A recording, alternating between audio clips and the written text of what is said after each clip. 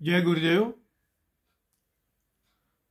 आज आपण ब्रह्मसूत्रातील 4-4-15 हे सूत्र काय आहे व आपण आपल्या जीवनात त्याचा प्रत्यक्ष उपयोग करून आपलं जीवन कसं आनंदी ठेवू शकतो याचा ऊहापोह करणार आहोत। हे सूत्र असं आहे, प्रदीप वदावेशस्थही दर्शयती। याचा अर्थ असा आहे की मुक्त व्यक्तीचे दिव्याप्रमाणे व्यापकत्व असते।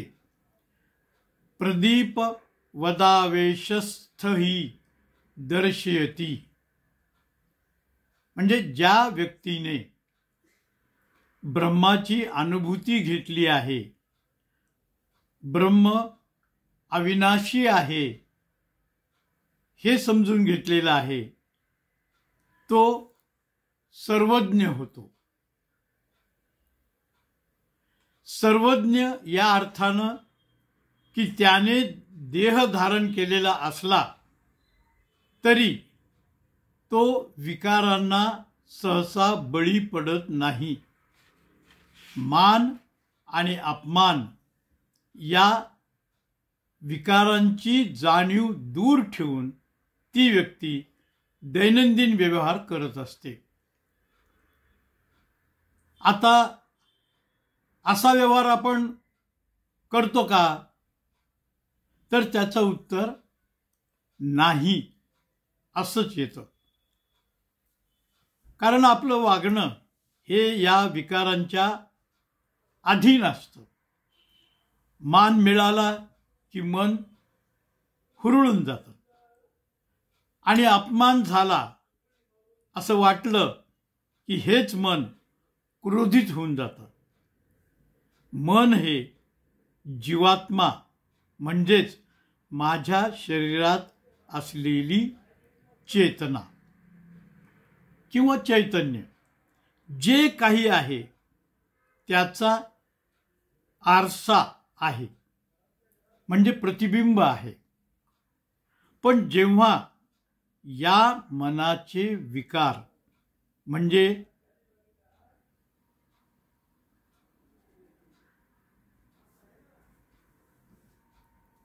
जीवात्म्याचे विकार आहेत असं भासतं किंवा वाटतं, त्यावेळी जीवात्म्याला या विकाराचा संसर्ग होऊ शकतो, किंबहुना होतोच।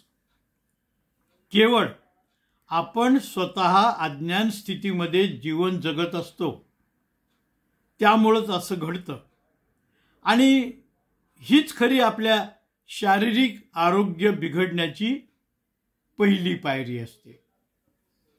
पुढे चालून अक्राळ विक्राळ स्वरूप धारण करणाऱ्या या विकारांचं मनोकायिक आजारांमध्ये जे सर्वसाधारणपणे असाध्य असतात त्यात रूपांतर होत जातं। जसं की आपल्याला होऊ शकणारा मधुमेह किंवा उच्च किंवा नीच रक्तदाब, हृदयातील काही प्रमाणात हृदयाला रक्तपुरवठा करणाऱ्या रक्तवाहिन्यात निर्माण होणारे अडथळे, याला आपण इंग्रजीत काय म्हणतो? ब्लॉकेजेस। पोटातील व्रण, याला आपण इंग्रजीत अल्सर असं म्हणतो।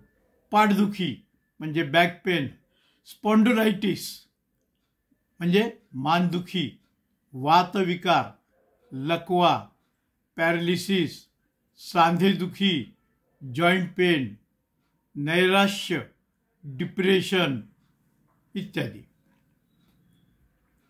विशेष लक्षात घेण्यासारखी गोष्ट म्हणजे या सर्व प्रकारच्या उद्भवणाऱ्या मनोकायिक म्हणजेच सायकोसोमॅटिक डिसीजेस या आजारांना त्यातील काही अपवाद वगळता कुठलाही रोगजंतू म्हणजे कॅज्युअल कॉझल ऑर्गॅनिझम जबाबदार नसून केवळ आपली चुकीची मानसिकता बहुतांशी याला जबाबदार असते. हे अंतिम सत्य युनिव्हर्सल ट्रूथ समजून घेणं जरुरीचं आहे. हे समजून घेऊन त्या स्थितीत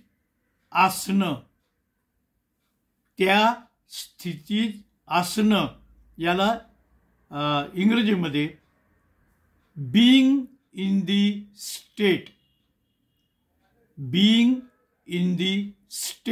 स्टेट म्हणजे स्थिती, त्या स्थितीत असणं. बीइंग इन द स्टेट म्हणजेच कोणत्या स्थितीत? ज्ञानस्थितीत. तर हे ज्ञानस्थितीत असणं हीच अध्यात्मातली महत्वाची पायरी आहे. परंतु अलीकडे विज्ञानामुळं आपला विश्वास बसला आहे की आपण जे रिमोट कंट्रोल वापरतो ना, म्हणजे रिमोट कंट्रोल वापरून आपण पाहिजे तेव्हा टी व्ही ऑन करू शकतो, बरोबर आहे की नाही? तसा ऑफही करू शकतो. रिमोटच्या साहाय्यानं आवाज कमी जास्त करणं, चित्रांचे रंग कमी जास्त करणं आणि इतर बाबी सेटिंगमध्ये जाऊन आपल्याला पाहिजे तशा बदलणं हे आपण करू शकतो की नाही? करू शकतो. हे वैज्ञानिक सत्य आता बहुतेक आपल्या सगळ्यांच्या अंगवळणी पडलेलं आहे.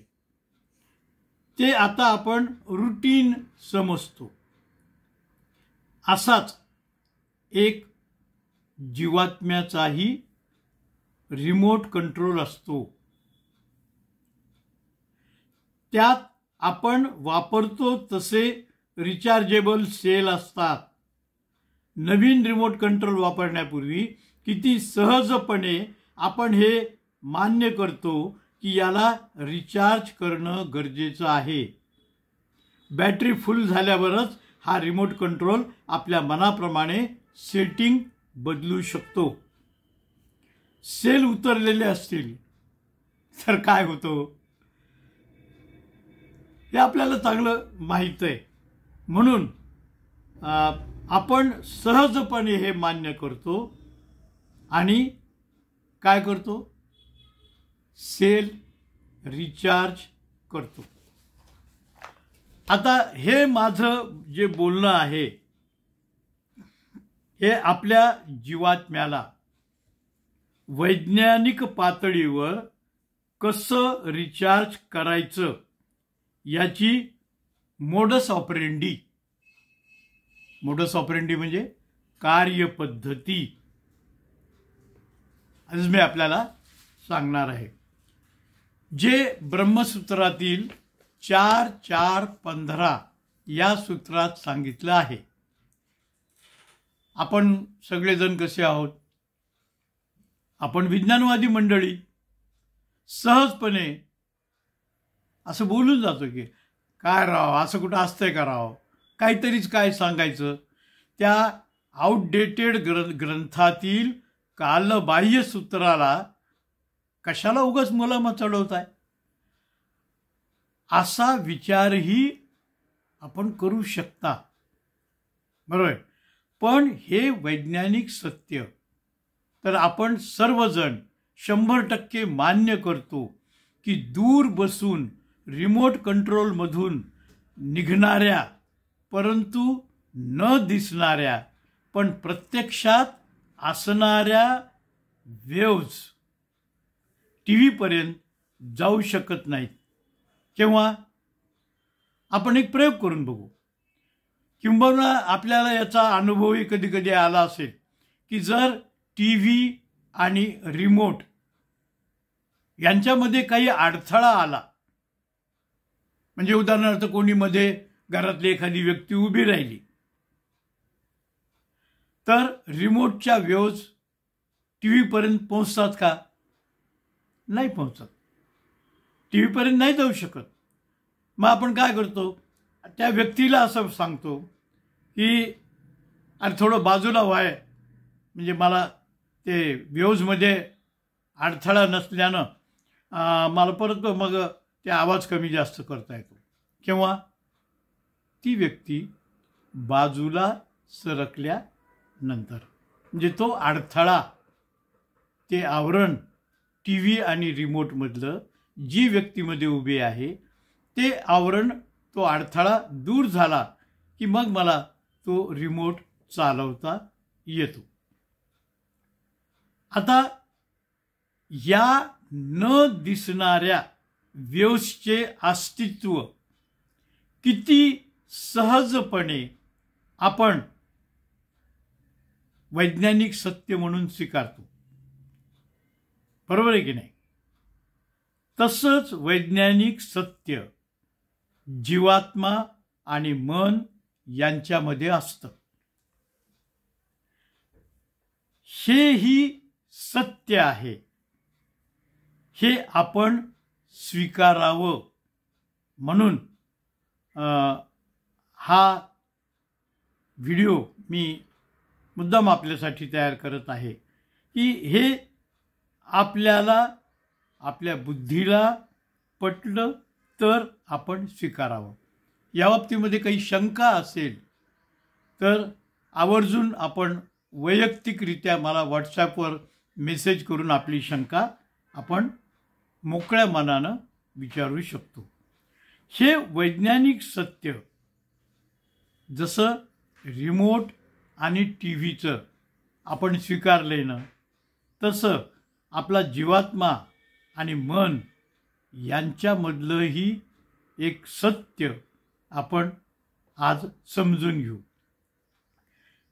एकदा का हे सत्य आपण स्वीकारलं की पुढे या जीवात्म्याने काय स्वीकारायचं, नीट लक्ष देऊ नये का, खूप महत्त्वाचं आहे की एकदा का आपण हे सत्य स्वीकारलं की यापुढे या जीवात्म्यानं, म्हणजे माझ्या जीवात्म्यानं काय स्वीकारायचं आणि काय स्वीकारायचं नाही हे कोण ठरवू शकतं? हे जीवात्मा, माझ्यामध्ये असलेलं चैतन्य, स्पिरिट, आत्मा, तेज, ऊर्जा, जे काही आपल्याला त्याला नाव द्यायचं असेल, पण चैतन्य जे माझ्यामध्ये आहे ते जीवात्मा हे ठरवू शकतं की मी काय स्वीकारायचं आणि काय स्वीकारायचं नाही. म्हणजे आज आपली स्थिती कशी आहे? आज आपली स्थिती अशी आहे की समोरची व्यक्ती जे आपल्याला देते, म्हणजे विकार जे आपल्याला देते ते स्वीकारायचे किंवा नाही स्वीकारायचे हे जीवात्मा ठरवतो. मात्र या खंबीर निर्णयासाठी ध्यानधारणेचे चार्जिंग फुल असणं गरजेचं आहे. या ध्यानधारणेत काय होतं याचं वैज्ञानिक सत्य आज मी तुम्हाला सांगणार आहे. ते वैज्ञानिक सत्य असं आहे की आपला ठामपणा वाढतो. स्वीकारणार नाही म्हणजे नाही. ठामपणे जेव्हा जीवात्मा ठरवतो की मी हे स्वीकारणार नाही म्हणजे नाही, एवढा आत्मविश्वास वाढतो. जो माझा अपमान करतो किंवा अवमान करतो, माझ्या अहमला दुखावतो, अशा भावनांना उद्दीपित करतात ते मी परतवून लावू शकतो. असा ठाम निर्णय कोण घेऊ शकतं? मी, प्रथम पुरुषी एकवचनी मी घेऊ शकतो. आता आपल्या प्रॅक्टिकली दैनंदिन जीवनात हे कसं शक्य आहे, यासाठी आपण असा स्ट्रॉंग रिमोट असलेला महात्मा म्हणजे गौतम बुद्धाच्या प्रत्यक्ष जीवन काळात घडलेल्या एका प्रसंगावरून ही बाब समजून घेऊ. म्हणजे एखादी गोष्ट स्वीकारायची किंवा नाही स्वीकारायची हे मी म्हणजे माझ्यामध्ये असलेला जीवात्मा किंवा चैतन्य किंवा स्पिरिट हे ठरवतं. तर हे समजून घेण्यासाठी आता आपण एक छोटीशी गोष्ट महात्मा गौतम बुद्धाच्या जीवनकाळामध्ये प्रत्यक्ष घडलेली ही घटना आता मी आपल्याला सांगतो. म्हणजे आपल्याला हे लक्षात येण्यासाठी, उमजण्यासाठी याचा बघा थोडाफार उपयोग झाला तर छान आहे. गोष्ट अशी आहे, आता ही जी गोष्ट मी आपल्याला सांगतोय ना, ही महात्मा गौतम बुद्धाच्या जातक कथा म्हणून एक पुस्तक आहे, त्या पुस्तकामधली ही गोष्ट मी आता आपल्याला सांगतो आहे. की महात्मा गौतम बुद्ध एकदा एका गावातून जात होते. गावातील एका विहारात ते थांबले होते. त्या गावातील लोकांना गौतम बुद्धांबद्दल वैरभावना होती. त्यामुळे त्यांनी गौतम बुद्धांना वाईट साईट दूषणं द्यायला सुरुवात केली. ती देखील महात्मा गौतम बुद्धांनी शांतपणे ऐकून घेतली. हे सर्व ऐकून गावातला एक वृद्ध गौतम बुद्ध ज्या विहारात होते तिथे रागारागात प्रवेश करता झाला. त्याने पाहिलं की महात्मा गौतम बुद्ध आपल्या आसनावर शांतपणे सस्मित चेहऱ्याने बसलेले आहेत. ते पाहून आगीत तेल ओतावं तसं या वृद्धग्रस्ताच्या रागाचा काय झाला, स्फोट झाला आणि तो मोठमोठ्याने अपशब्द वापरायला लागला, दूषणं देऊ लागला, जाब विचारू लागला. साधारणपणे 1 तास तो वृद्धग्रस्त भांडत होता.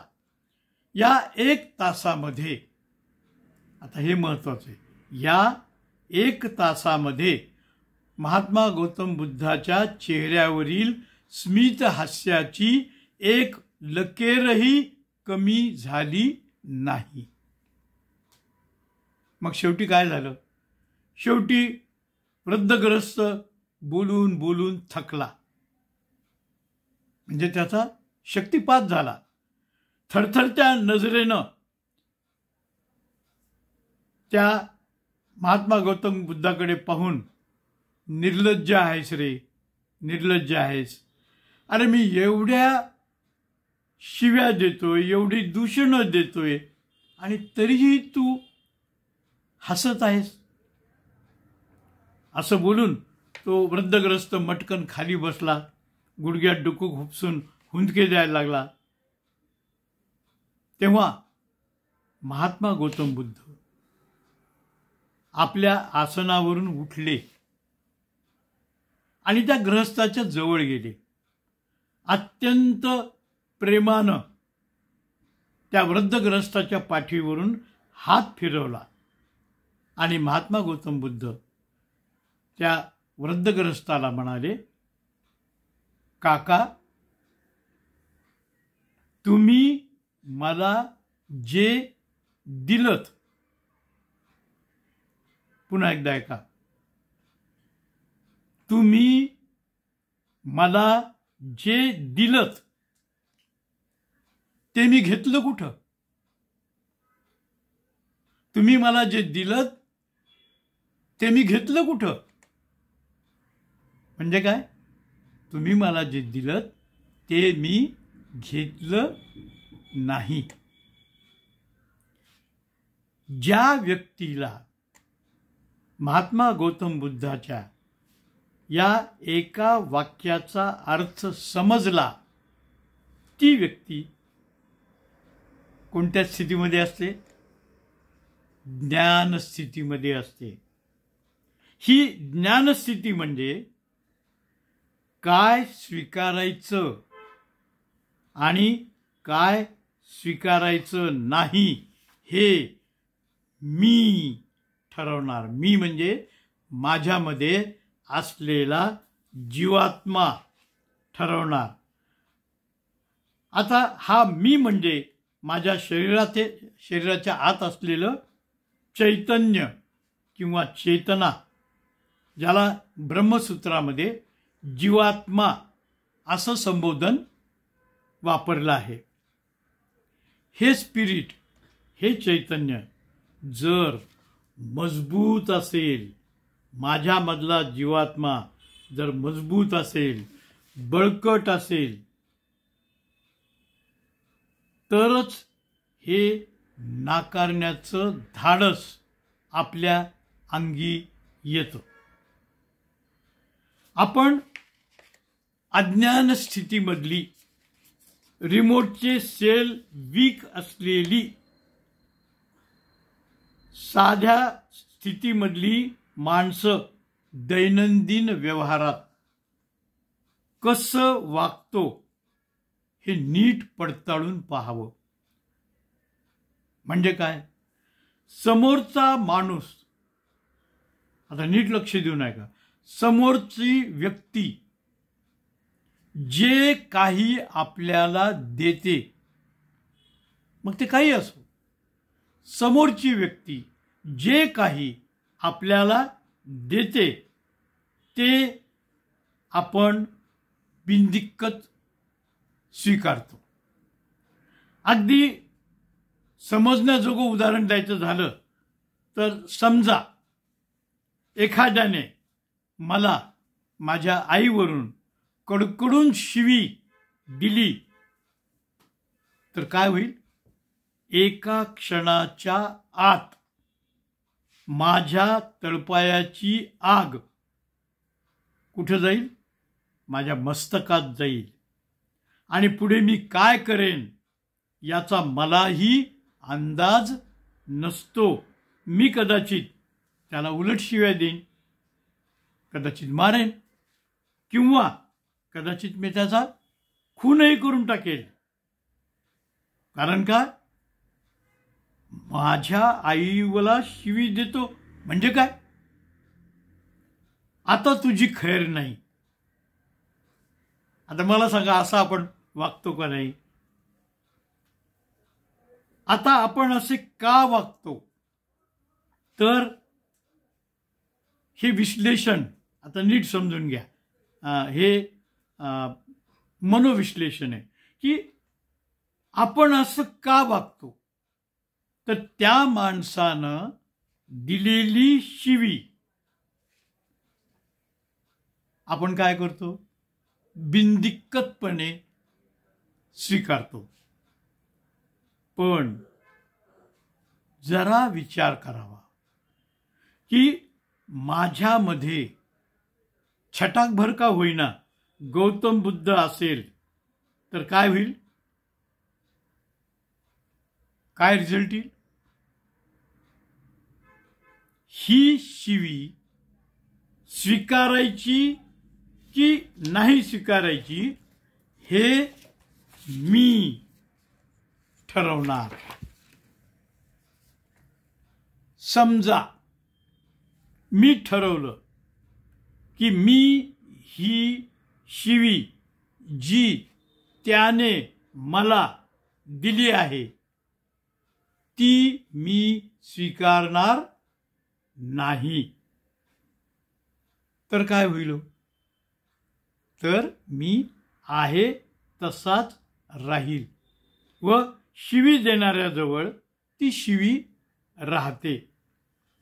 जसा त्या वृद्धाचा शक्तिपात झाला, तो थरथर कापायला लागला, तो वृद्धग्रस्त हुंदके द्यायला लागला, कारण जे त्यानं महात्मा गौतम बुद्धाला दिलं ते गौतम बुद्धांनी स्वीकारलं नाही. म्हणून ते कोणाजवळ राहिलं मग शेवटी? ते त्या वृद्धग्रस्ताजवळच राहिलं, कारण समोरच्यानं ते काय केलं? स्वीकारलं नाही. आता प्रत्यक्षात हे असं घडणं शक्य आहे का?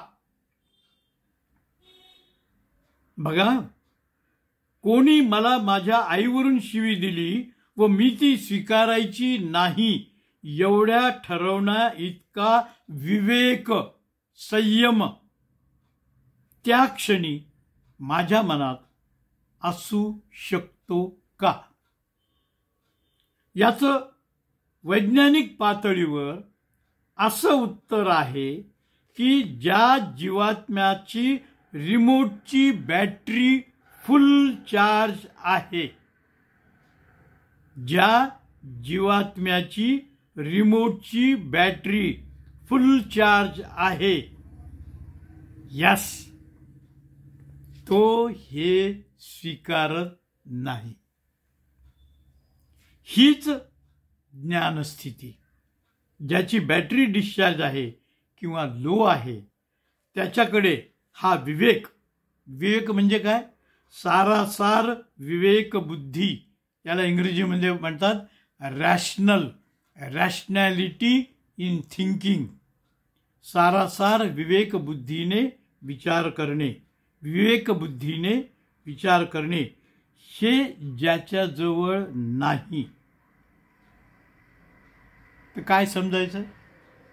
अरे यार, इसके रिमोट की जीवात्मा जो रिमोट है ना, इसके अंदर उसकी बैटरी लो हो गई है. अगर फुल होती ना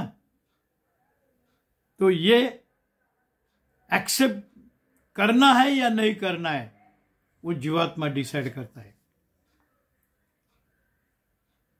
याला रॅशनॅलिटी इन डिसिजन मेकिंग असं म्हणतात. आता हा विवेक, ही सारासार विवेक बुद्धी येते कुठून? आपल्यामध्ये हे कुठून येते? तर जसं उदाहरण देऊन सांगतो आपल्याला, म्हणजे लवकर लक्षात येईल की एखादा पहलवान आहे आणि तो पहलवान चांगला खुराक खाऊन स्नायू बळकट करतो, तसं जीवात्म्याला बळकट करण्यासाठी ध्यानधारणेचा, मननाचा, चिंतनाचा खुराक हवा. हो, यामुळं त्याच्या जीवात्म्याच्या रिमोटचे सेल चार्ज होत असतात. हे ध्यान करणं म्हणजे वैज्ञानिक पातळीवर असं सांगता येईल की एका जागी बसून डोळे मिटून माझ्या मनात येणाऱ्या विचारांकडे अलिप्तपणे, तटस्थपणे पाहण्याची स्वतः काय घेणे? अनुभूती घेणे, हे महत्त्वाचं आहे. मी वेगळा आहे आणि माझे विचार वेगळे आहेत या स्थितीत असणं म्हणजे आपल्या जीवात्म्याची बॅटरी कशी आहे? फुल चार्ज आहे. या ब्रह्मसूत्रामध्ये जे सांगितलेलं आहे ते असं आहे की प्रदीप वदावेशस्त थाही दर्शयती. याचा अर्थ की मुक्त व्यक्तीचे दिव्याप्रमाणे व्यापकत्व असते. म्हणजे दिवा पेटवल्यानंतर तो सर्वत्र उजेड देतो. असं काही आहे का की फक्त पूर्वेलाच उजेड पडेल, पश्चिमेला नाही पडणार, दक्षिणेला नाही? ते सर्वत्र उजेड पडतो. त्याप्रमाणे मुक्त आत्मा हा ज्याची बॅटरी फुल चार्ज, तो या आपल्या सभोवतालच्या वस्तू त्या प्रकाशामध्ये व्यवस्थितपणे पाहू शकतो. म्हणजे दिव्याच्या प्रकाशात सभोवतालच्या वस्तू जशा आपल्याला प्रकाशित होतात, तसं आत्मज्ञानी माणसाच्या सहवासात सामान्यांनी केलेली सत्कृत्य काय होतात? उजळून निघतात. अशा जीवमुक्तांनी अद्भुत यौगिक सामर्थ्य प्राप्त केलेलं असतं. त्या जोरावर इच्छेला येईल तर ते शरीर इहलोकीही धारण करू शकतात. सामान्य व्यवहारी परमार्थिक पातळीवर कसा न्यावा याचे धडे अशा जीवनमुक्त संतांच्या आचरणावरून दिसतात. आणि हे आपल्याला सगळ्याला माहीत आहे की आपले जे सिद्ध समाधी योगाचे गुरु आहेत, ऋषी प्रभाकर गुरुजी, यांच्या या जीवनमुक्त संतांच्या आचरणामधून एका दिव्यानं दुसरा दिवा लावावा, तसे जो चैतन्यमय आहे त्याच्या सानिध्यात इतरांच्याही मनात ज्ञानप्रकाश प्रगटतो. शेवटी मी आपल्याला असं सांगेन की आपणही या ज्ञानातील थोडासा प्रकाश घेऊन तो आपल्या मानसिकतेमध्ये आणि आचरणामध्ये आणण्याचा निश्चितपणे अवलंब करण्याचा आपण मार्ग आजपासून सुरू करत आहोत. एक एक पायरी आपण दर आठवड्याला पुढे जाणार आहोत. अशा 7-8 पायऱ्या आहेत ज्या आपण समजून घेणार आहोत. हळूहळू एक गोष्ट आपल्याला जसजशी उलगडत जाईल.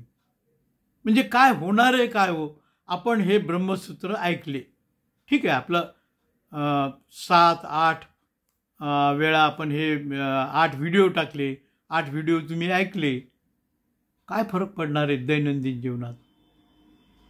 तर जी कामं आपण हा वर्ग करण्यापूर्वी करत होतो, तीच कामं आपण हा आपला 2 महिन्याचा भावलेली ब्रह्मसूत्र मीमांसा हा ऑनलाईन वर्ग पूर्ण केल्यानंतरही आपली तीच कामं राहणार आहे. कामांमध्ये काही बदल नाही होणार आहे. बदल कशात होणार आहे? माझ्या पाहण्याच्या दृष्टिकोनातून हा फरक होणार आहे. म्हणजे आपण ब्रह्मसूत्र आचरणात आणायचे ठरवले आणि समजा माझ्याकडे माझा बंगला आहे, माझी कार आहे, माझं भलं मोठं बँक बॅलन्स आहे, मग हे काय सगळं सोडून जायचं मी? अजिबात नाही. हे सगळं आपल्याजवळ असतं. त्याच कारमध्ये मी पूर्वी फिरत होतो, या वर्गानंतरही फिरतो. फक्त माझ्या मानसिकतेमध्ये असा बदल झालेला असतो की ही माझी कार आहे. आणि आता आपल्याला असं वाटतं की जर एखाद्याला गरज आहे, कुठे त्याला दवाखान्यात न्यायचं आहे किंवा अजून काही मदतीची गरज आहे, तर ही माझी कार इतरांच्या सेवेसाठी उपलब्ध आहे. या मानसिकतेमध्ये असणं म्हणजेच ज्ञानस्थितीमध्ये असणं. आणि हे आपण ज्ञानस्थितीमध्ये जे जाण्याचा हा जो वर्ग आहे, की आपल्याला काय होतं की आपण सिद्ध समाधी योगाचा वर्ग तर केला, सगळं आपल्याला समजलं की नाही, सगळं समजलं की मी वेगळा आहे, माझे विचार वेगळे आहेत, मी वेगळा आहे, माझं शरीर वेगळं आहे. सगळी पोपटपंची पाठांतर आपल्याला मुखोद्गत झालेलं आहे. पण जे समजलं ते किती उमजलं, फरक आहे की नाही. समजणं आणि उमजणं याच्यामध्ये फरक असा आहे की समजणं हे कॉग्निटिव्ह लेवल ऑफ थिंकिंग, म्हणजे ह्या 3 लेवल्स आहेत. आता मी मानसशास्त्राचा विद्यार्थी असल्यामुळे थोडंसं तुम्हाला सांगतो की कॉग्निटिव्ह लेवल, अफेक्टिव्ह लेवल आणि बिहेवियरल लेवल अशा 3 लेवल आहेत. तर जेव्हा आपल्याला एखादी गोष्ट समजते तेव्हा ती कॉग्निटिव्ह लेवलला, म्हणजे शब्दांचे अर्थ कळाले या लेवलला सुन. त्याच्या पुढची लेवल आहे अफेक्टिव्ह लेवल, उमजणं. अफेक्टिव्ह लेवलला it is related with your emotions, with your attitude, की माझ्या वाहनाकडे, माझ्या घराकडे, माझ्या बँक बॅलन्सकडे, माझ्या पैशाकडे पाहण्याचा माझा दृष्टिकोन बदलत जातो. पैसा मी वापरणारच आहे, घर मी वापरणारच आहे, कार मी वापरणारच आहे, या माझ्यामध्ये काहीही फरक पडणार नाही. फरक माझ्या मेंटल मेकअपमध्ये, माझ्या मानसिकतेमध्ये हा जेव्हा अफेक्टिव्ह लेवलला फरक पडतो तेव्हा शेवटची लेवल कोणती, बिहेवियरल लेवल. म्हणजे ही ब्रह्मसूत्र आपण थिअरॉटिकली नाही समजून घ्यायची, अध्यात्म म्हणून, धार्मिक ग्रंथ म्हणून तर अजिबातच नाही. मी स्वतः सायन्सचा PhD आहे आणि माझ्याकडे 11 जणांना मी गाईड केलेले आहे आणि सध्याही मी यशवंतराव चव्हाण मुक्त विद्यापीठाचा PhDचा विज्ञानाचा गाईड आहे. तेव्हा विज्ञाननिष्ठ आपण या ब्रह्मसूत्रांचं समजून घेणार आहोत की त्याचा अर्थ काय आहे, त्याचा फायदा काय होणार आहे आणि ते कसं आचरणात आणायचं, म्हणजे बिहेवियरल लेवलला. पण बिहेवियरल लेवलला केव्हा येईल, जेव्हा मला जे समजलं आहे त्याची जेव्हा मला उमज होईल. ती उमज झाल्यानंतर मग मी कृतिशील होईल, ॲक्शन ओरिएंटेड किंवा बिहेवियरल, किंवा त्याचा अवलंब करणं आपल्या वागण्यामध्ये, आपल्या बोलण्यामध्ये ते येणं. आणि ह्या हेतूनच आपण हे जे 7-8 ब्रह्मसूत्र शिकून घेणार आहोत. हे आपल्याला धार्मिक ग्रंथ म्हणून पाठ करायचे नाहीत, पोपटपंचीचा अजिबातच नाही. आपल्याला याचा अर्थ समजून घ्यायचा आहे, त्याच्यामुळं काय फायदा होणार आहे ते समजून घ्यायचं आहे आणि हे आचरणात कसं आणायचं या बिहेवियरल लेव्हलवर आपण भर देणार आहोत की हे प्रत्यक्षामध्ये कसं आचरणात आणायचं. एका दिवसात होईल का हो, एका घटकेत होईल का, नाही. हळूहळू एक एक एक एक एक एक पायरी चढत चढत चढत आपण आपल्या ध्येयापर्यंत जाऊ शकतो. आणि हे ध्येय जे आपल्याला सिद्ध समाधी योगामध्ये समजलं आहे ते उमजून त्याप्रमाणे एक एक पाऊल टाकणं, हे या आपल्या भावलेली ब्रह्मसूत्र मीमांसा या ऑनलाईन वर्गाचा उद्देश आहे. मला वाटतं मी जवळपास 39 मिनटं बोललेलो आहे. तेव्हा आपण या ठिकाणी आज थांबूयात. आपल्या सगळ्यांना ही ज्ञानस्थिती कायमस्वरूपी लाभावी अशी आपल्या सर्वांचे गुरु ऋषी प्रभाकर गुरुजी यांच्या स्मृतिचरणी नतमस्तक होऊन या आपल्या सर्वांना हे सद्बुद्धी मिळावी की हे ब्रह्मसूत्र मी आचरणात आणणार। तेव्हा तथास्तु, आपल्या जो संकल्प आहे तो पूर्ण व्हावा अशी गुरुचरणी प्रार्थना करून या ठिकाणी मी थांबतो। जय गुरुदेव।